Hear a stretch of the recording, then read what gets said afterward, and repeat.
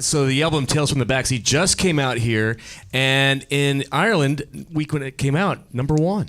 Yeah. So was that a cool feeling? I mean, what did that feel like?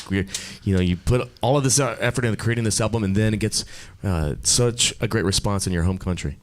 What was that feeling? Yeah, it was amazing. I mean, we had worked literally from the ground up for so long in Ireland, and to finally get that #1 record in our home country was amazing. I remember me and Craig were on like the train the morning of the charts came out, and our manager texted us to say like, "You got #1," and we were like going crazy, and we actually like missed our train stop and ended up in the middle of nowhere. And that's okay.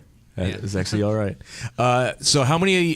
So the new album. How many songs were you carrying with you from growing up? Because you know what they say, you've got your entire life to write your first record, and then you'll have 6 months to do your second. Good luck. But so how many of these songs did you bring with you from the past, and how many are new? I think it's a nice mixture.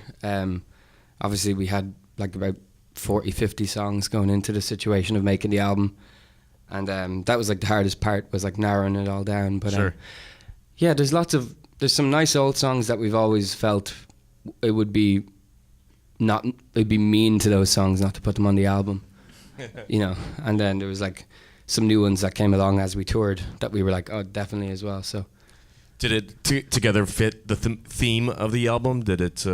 Yeah, they all work obviously together? we had a lot of songs that were like long and experimental, but like wouldn't have fit the vibe of the album. So Right. yeah, we were conscious of that when we were doing it. And you recorded the album in the States. Yeah, Why did you make that decision?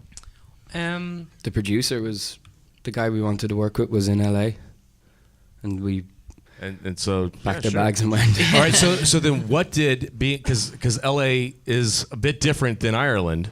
Yeah. What did recording in LA add to the record? What did it change the sound? Do you think? I think so. I mean, like we essentially moved there for about 3 months, and like before that, like all our recording experience was like go into a studio for one day and rush to record a song. Like we had like these very rushed studio experiences, but with the album situation, we were living in a city, and it was like go to the studio every day from like 10 in the morning until like 11 o'clock at night. So it was a very intensive like labor of love, and being there and then just in the studio every day was definitely a much more intensive experience than what we were used to. So Yeah, it's a very different feeling from when you're just doing a song at a time, when you're constantly aware of the clock.